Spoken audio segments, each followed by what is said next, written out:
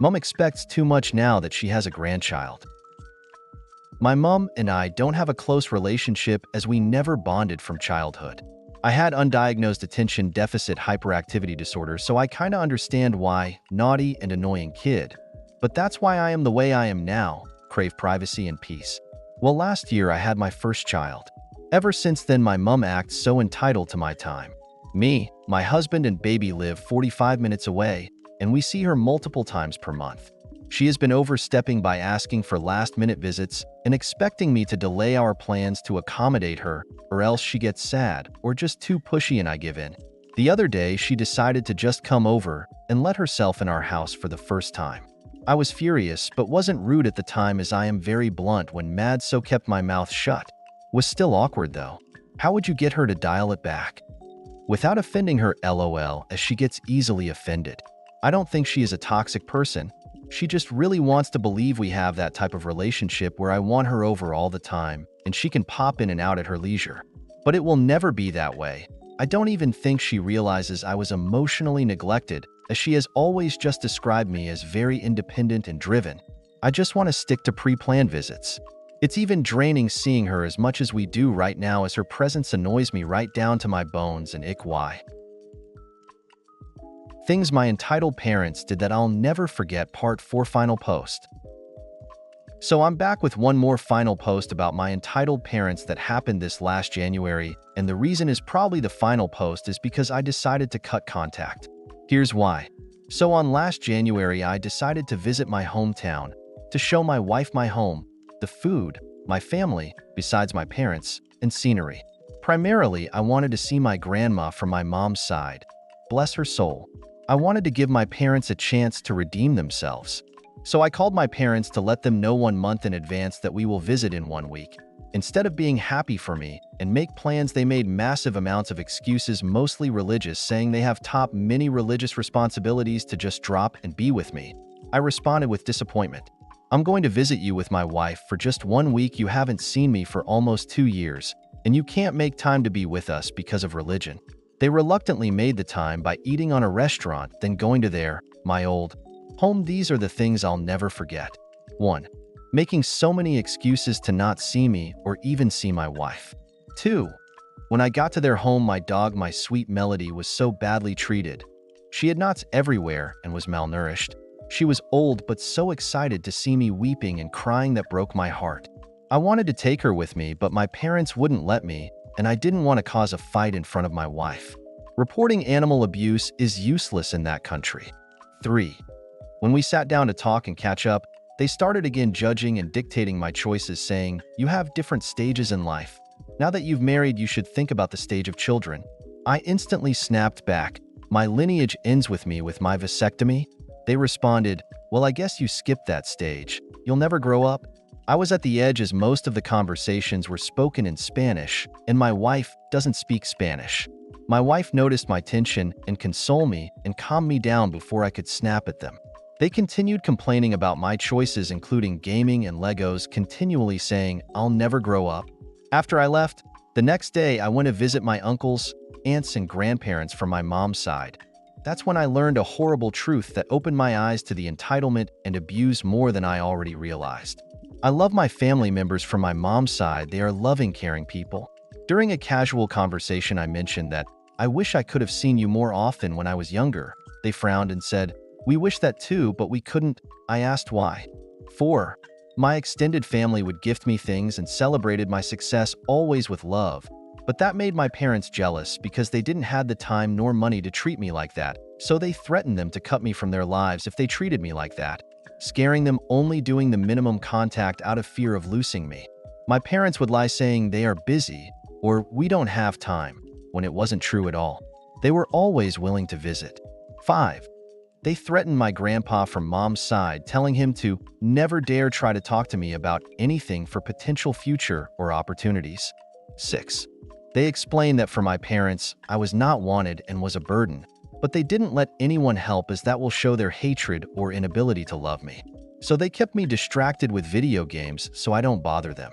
That's when I realized that my parents were always focused on their business or religious activities to even pay attention to me. After hearing all that, I started crying with the rest of my family as we hugged each other. 7. After visiting, I kept my parents and extended family updated with where I was on the airplane, boarding, taking off, landing, and arrival to home via text message. My extended family always responded with "Thank you for letting us know. Fly safely. Let us know when you get there," or "Bless you, it was nice seeing you." But my parents never ever responded to anything, and that was the last time, and straw. I've decided to cut contact completely with my parents. I tried and they shown their true colors, and I don't have to take that anymore. Thank you for all of you reading this far and for showing support and love. It's been therapeutic, and I'll keep my head up enjoying a happy life. And the same goes to all of you. Don't take BS from entitled people no matter who they are. You matter, seek help, or keep your head up. Life will get better. I don't think I have a choice but to sell the house my mom and brother live in. I'm currently 29 years old. In 2020, my wife, then GF, were moving from a house that was in my name to a new place that we got in her name. My mom and my brother were to move into that house under the agreement that they would pay the mortgage plus pay for any issues or repairs that came up, and I wouldn't be responsible for any expenses there. I made the mistake of not getting that in writing. My mom even agreed to pay $100 extra on the house payment so I could make a profit. Fast forward to 2022, and their house payment went up more than they were paying, but I was nice enough to cover the extra. It was like $60 a month. In the meantime, I was told that my brother would get the house and loan in his name when he got his credit cards down. Fast forward to present day, and their house payment went up about $250 more than it originally was. It's $700 a month, due to taxes and escrow. My mom is now threatening me by saying she can't afford it, and I'm being a bad person for making her pay more, despite taxes being out of my hands. I was also taken off of the car insurance plan and cell phone bill plan that I've been on with my mom since I was a teenager because it's cheaper as a bundle. My mom told me that I should be responsible for any repairs since it's in my name, even though that wasn't our original agreement. So I brought up just having the house in my brother's name, and I was told that instead of paying his credit cards down, he ran them up to $13,000. He was literally doing the opposite of what he told me. I feel disrespected because if I wasn't related to them, they wouldn't be doing this. My mom hasn't spoken to me in over a week, all because his house payment went up to $700, and now I have to worry about her just straight up not paying me. This is on top of getting my wife's car insurance plan and getting my own cell phone plan. This has also led to disagreements between my wife and I know she comes first, even before my mom and brother. So I just want to get the house out of my name and be done with it. I'm realizing the only solution I have is to just sell it.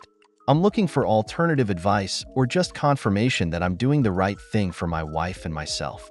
Some extra details are that I didn't make them pay a security deposit due to our agreement that it was essentially their house. No pet deposit either. Since then, they've gotten another dog and let him pee on the carpet. The central air also broke, and they haven't gotten it fixed. If there are any other questions, I'll be glad to give more details. Mom claims choosing to stay with my boyfriend is a huge slap in the face. I, 24F, have been with my boyfriend, 23M, for a little over 7 months, and it's been a huge problem with my family since the beginning. The second my mom saw a photo of him, she outright said he's not a person I should be with and that she did not support us.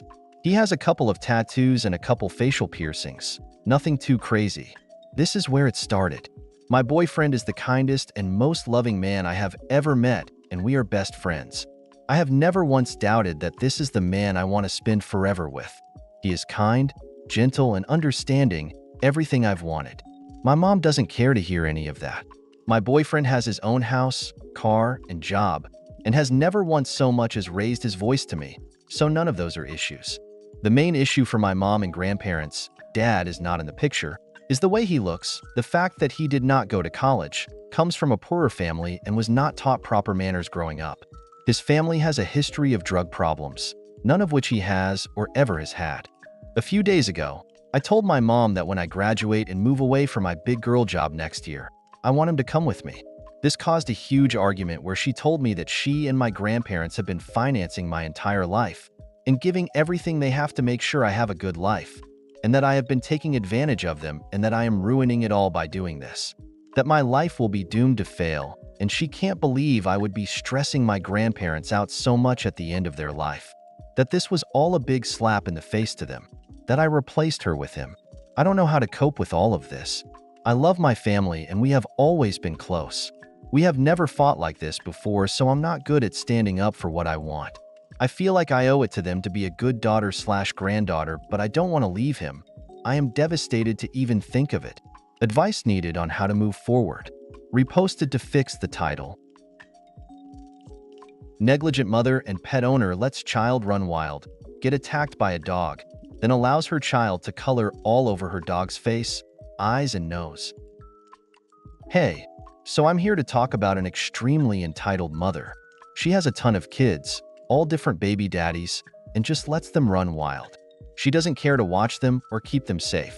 One instance, she let her child run free all over a park, in an area where the kids don't normally play, way away from the playground where generally sketchy individuals hang out. They had a dog there, and her kid kept fucking with it. They asked her to politely get her kid, but she refused and her child got bit. Even the police officer wouldn't let her press charges because of her negligence on her own part. She then makes it worse by posting about her super tragic incident, blaming the homeless people for not having their dog on a leash, when in fact they were not even homeless and they had their dog contained. Everyone went all to protecting her because of her post villainized a group of people deemed to be a lower class than her, even though she was the one not paying attention to her crotch goblin. The child's skin wasn't even punctured. She just used her platform to whine about the homeless and how she can't even take her kids to the park. A little while later, she posted pictures of her child who is drawn all over their dog. Clearly, it shows that she has not been watched for a really long time. Someone made a post about asking opinions if it's okay to let kids draw all over dogs, or not, because of the danger that if a dog doesn't like it, they could snap, or even the toxicity of some markers was commented on. I don't know why parents like this exist, or pet owners to that matter, but it makes me really sad to see a poor child getting hurt because of their own mother's negligence. I was going to add some photos of the recent post so you could see how the mother is defending her actions on allowing her child to color all over her dog, including in her dog's face, eyes, and nose, but it won't allow me. I can link the post in the comments. She went and made her own post about how it's okay for her kid to color on her dog, and all her friends are obviously sticking up for her, furthering her delusions. Let me know what you think. I moved back home and I am regretting it. I need advice because I have tried to set boundaries and communicate, and it's not working. I'm about to start getting petty here. I live in a camper on my family's ranch. I pay for that as well as the utilities. I also help out whenever needed. I moved here about 7 months ago. My parents constantly kept leaving their dog out at night, and he would bark and howl under my camper or circling my camper, keeping me up. And if he wasn't out at all hours of the night, he was in the mornings at like 6 a.m., howling and barking under my window. I have dogs as well, but they aren't outside at nights. And his barking makes them bark too. So there is really no just using earplugs and calling it a day. I've brought it up minimum once or twice a week since May. I have multiple sleep disorders from trauma and CPTSD and am already struggling getting enough sleep to keep me mentally well. This lack of sleep has been adding a whole other layer of stress on my body, and it's miserable. I try to be clear about my needs. I'm not trying to be mean or dramatic, but it just doesn't bother them because it's not by their house, so they respond pretty passive-aggressively. I have begged for consideration. To me, this is such an easy fix. One of the issues is I don't think they care much about the dog. His lack of grooming I would consider negligent at best. So I try to cut out his mats and wash him and keep an eye on him. And when they leave him out, he gets sprayed by skunks, which then I have to deal with, even though it's not my dog. All of these problems could be solved with one fix: keep the dog in at night. He wouldn't get sprayed and I would be able to get some sleep. But it seems like it's the hardest task in the world. They say they will do these things each time I ask, and it never gets done. I either have to text them or do it myself, or it doesn't get done. It's frustrating because I do not understand why such a simply neighborly consideration is so hard. Does anyone have advice on how to communicate a solution? I feel like I've tried everything, and I'm worried this small thing is going to put a wedge in the relationship. I am getting resentful.